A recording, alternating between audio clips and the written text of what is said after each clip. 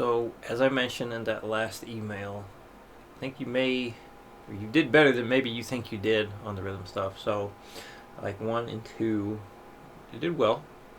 Number 3, yeah, 75. I think, yeah, that was the last one you did that was good. So, I'll let you in on some thoughts I was having about that rhythm you're having trouble with and some of the other ones that have been like pretty ridiculous. Because of how difficult those rhythms are, not just for you, but many other people. And there have been some people I said, just get it to where you can because it's so ridiculously hard. Just do what you can with it. Like, at least be able to do it at 60. So, I have been contemplating not making that part of the, say, rhythm curriculum. I do fully believe that if you can play that stuff and hit it well, your rhythm skills are going to be way better. So I might just start doing like be able to play it at 60 kind of thing. Get it up a little bit throughout the week, get where you can with it, but if you don't reach 100, who cares? So I'm going to leave this up to you. If you want to get that sucker down, keep at it. If you've had enough, that's fine. No shame in it to saying to hell with this damn thing. So you have the know-how to get it faster, and most likely you're not going to be playing a bunch of stuff that damn difficult anyway. I've actually thought about doing a short video lesson about or putting something up with title most difficult 16th note pattern or most difficult guitar rhythm ever kind of thing, and then just have that up. And if people are like, this isn't easy, or no, people be like, this isn't hard, this is easy, blah, blah, blah. I'd be like, show me. Record yourself doing it. Let's see how easy of a time y'all have.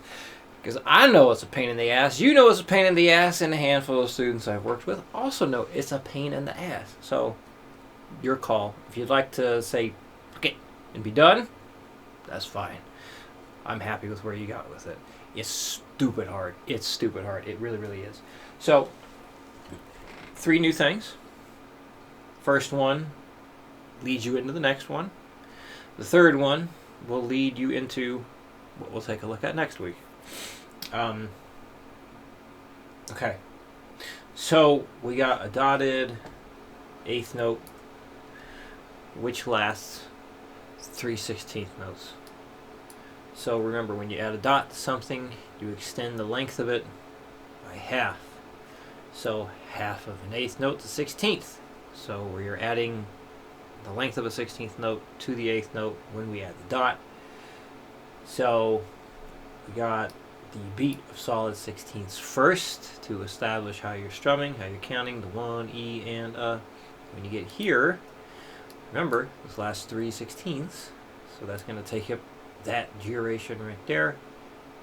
Then you got the last 16 at the end. So keep that right hand moving, especially at the faster tempos. It gets really easy to goof this rhythm. That's because it's very hard to distinguish this versus a traditional triplet swing feel kind of thing. When we get to triplets, when we do swing feel with it, you're going to be going. So you see I'm hesitating, coming back up, so I'm going down, up, down, up, down, up, down, up.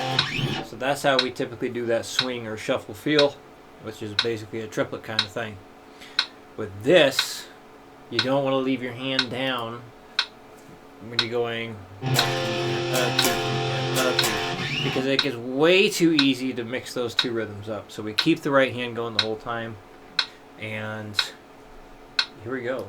1, 2, 3, 4. 1, 2, 3, 4. 1, and 2. 3, and 4. 1, and 2. 3, and 4. 1, and 2. 3, and 4. 1, and 2. 3, and 4. 1, and 2. 3, and 4. 1, and 2. 3, and 4. 1, and 2. 3, and 4. 1, and 2. done. 100. 1, 2, 3, 4.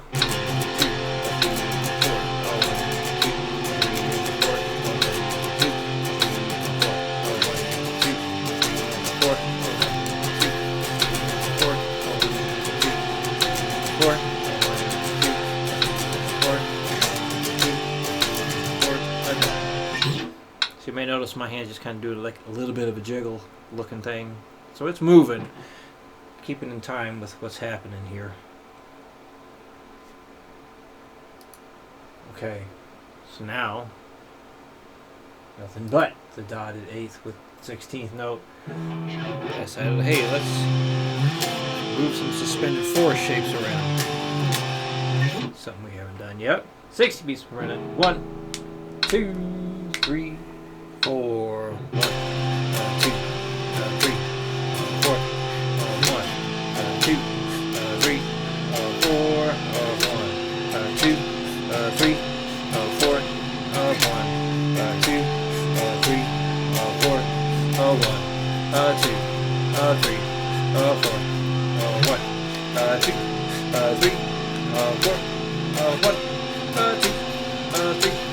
4.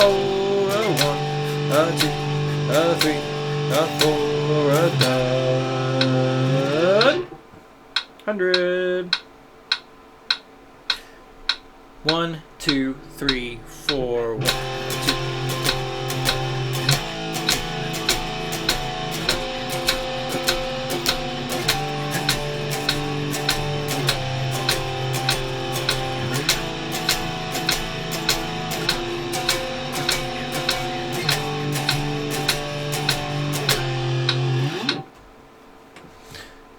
Number 3. So we're going between 16th note, 8th note, 16, 8, 16, 8, 16, 8, and then we do a reverse gallop to break it up a bit. So like I said, this is going to lead into the first thing, most likely the first thing we do next week, which will be continuing the 16, 8, 16, 8, 16, 8 over and over and over and over and over again, which will go for 3 full bars, and then the 4th bar will be something else. So, here we go. Keep that strumming hand moving. 60 beats per minute. 1, 2, 3, 4. 1, 2, and up, and 14, and 20, and 2, and up,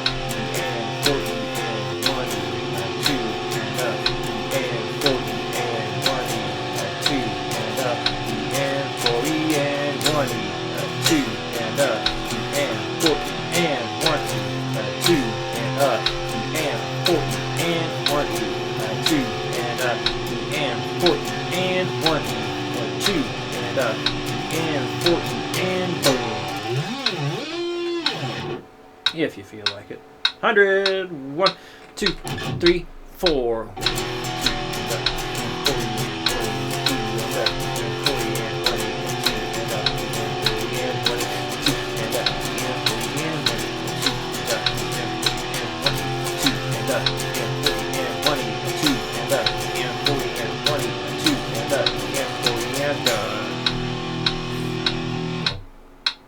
This is a rhythm going between like the 16, 8. I remember back when I would do songs, a kid wanted to learn some Meshuggah song. I don't remember what the name of it was, but it's basically that, just done really damn fast.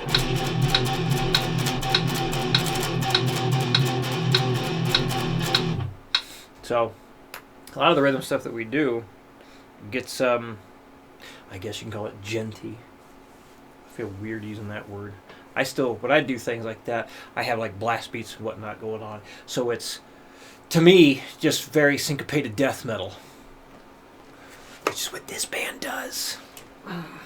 Anyway. Yeah, a lot of these things, you just speed them up. And it's pretty interesting how it can sound. Anyway.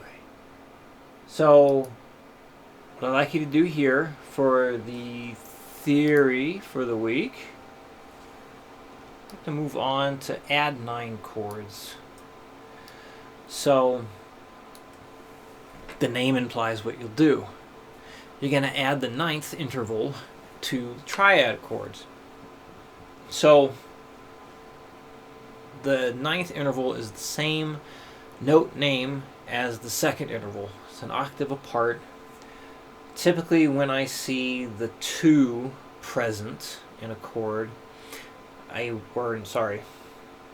when I see the 3 or flat 3 present in a chord, I will refer to the second interval as the ninth. Usually we see things as add 9s, not add 2. You could get specific with it and have an add 2 if you are adding that particular note before you get up past the octave of the root note. So let's see, where could I do that?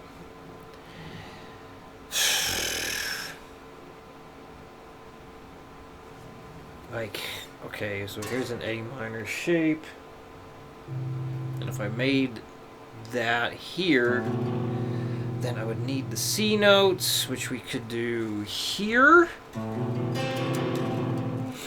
Yeah.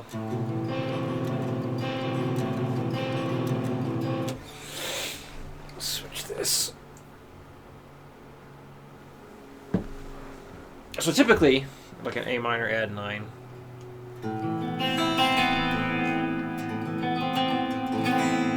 Be that, you got your A minor chord, you take octave of the root note, raise that up.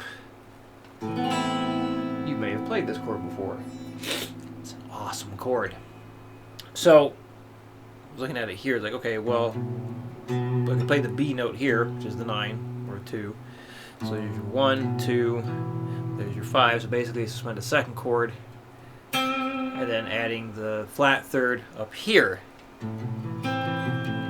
That is not a friendly thing to hold, man.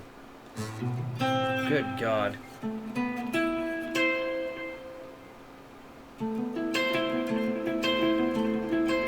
It's a little bit easier because of the stretches being smaller. So you could say that that's an A minor add 2 because the B note is not higher in pitch than the octave of A. I hope that makes sense. It makes sense in my head. I don't know if I'm conveying this information very well at the moment. So what I'd like you to do is tab out your add 9s for the keys C, G, and F. And remember, you're going to have some flat 9s occurring in 2 locations. So try remembering the modes that contain flat 2s, because that's the same thing as a flat 9. So anyway, I think I forgot to finish a thought I was having. Anytime a 3 or a flat 3 is present, regardless of the octave, I will typically just say add 9. So I'm not too hung up on octaves with that stuff because some people are, but it's like, take a regular C chord, for example. We don't call this a C8 because the octave there would be the eighth interval technically. Well, we don't call it that. We just call it a C chord. And then, what the heck would that be? The 10? Basically add 7 to whatever interval for like the octave, right? We don't call it a C10. That's silly. There's no such thing as a C10. Not that I've seen, anyway. So, yeah, I'm not too hung up on the octaves, like having to be specific. Because, like, as long as the notes are there, But anyway, you can call it add 2, add 9. Typically, it's add 9. If you want to get very specific or pedantic, whatever, then you could consider the octave in doing so. But then I also present the idea, like, well, what if you played your A minor here? You could do the A minor add 9 like this. Or we get like another A note up top here. If we just went 1, 2, 3, 4, 5. I did not sing that well. 1, 2, 3, 4, 5. So those notes there, same thing here. But because of playing it over here, we could add the 9 up there. But we're not calling it an add 16. Although technically, you see, that's like the octave. It's like it's above the 9. It's an even higher octave. But you're going to be calling that an A minor add 9. Some smartass out there might label it as an A minor add 16. So there you go. Anyway, so if you have any questions with what to do in tabbing these out, let me know. Send the stuff over when you can, like you usually do. You do that. You know it already. Yeah, again, you did well with that rhythm stuff. So it's challenging. It's challenging stuff, absolutely.